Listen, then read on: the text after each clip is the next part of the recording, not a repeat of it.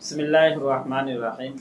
الحمدللہ، ہمارے لیے اللہ رب العزت نے ایک نعمت دی ہے اور وہ ہمارے لیے ملک کی نعمت ہے اور آزاد ملک کی نعمت ہے۔ اس پر ہم جتنا اللہ رب العزت کا شکر ادا کریں اتنا کم ہے۔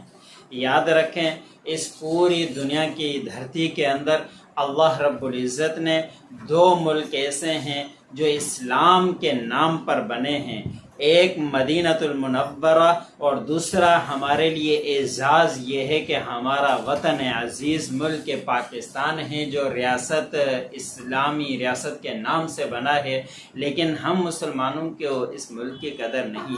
ہمیں اس ملک کی آزادی کے اوپر اللہ رب العزت کا شکر ادا کرنا چاہیے، لیکن ہم شکر ادائیگی کے بجائے گناہوں کی طرف رغبت کرتے ہیں، گناہ کرتے رہتے ہیں اور بے حیائی کے کام کرتے رہتے ہیں، جس کے اندر عورتیں بے پردہ ہو کر ہم خوشیاں منا رہے ہیں۔ ہمیں ان خوشیوں منانے سے پہلے سوچنا چاہیے کہ ہمارے آبا و اجداد نے اس ملک کو آزاد کرنے کے لیے کتنی قربانیاں دی ہیں۔ ایک محتاط اندازے کے مطابق 10 سے 15 لاکھ لوگوں نے قربانیاں دی، اس کے بعد ہمیں یہ ملک ملا ہے، لیکن ان کی قربانیوں کو ہم بھول جاتے ہیں اور ہم ملک کے آزاد کے طور پر منانا شروع کر دیتے ہیں اور اس کے اوپر بے تحاشا فضولیات کرتے ہیں، عورتوں کو نچاتے ہیں اور گانے سنتے ہیں، اور فلم کے نام اس دن کے اوپر رکھے جاتے ہیں کہ اور گانا ایجاد کیا جائے گا، وہ 14 اگست کو کیا جائے گا۔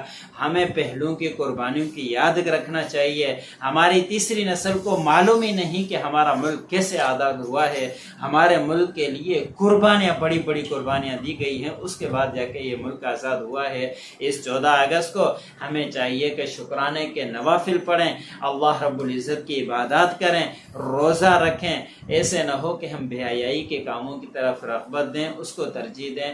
اللہ ہمیں اس ملک کی قدر کرنے کی توفیق عطا فرمائے۔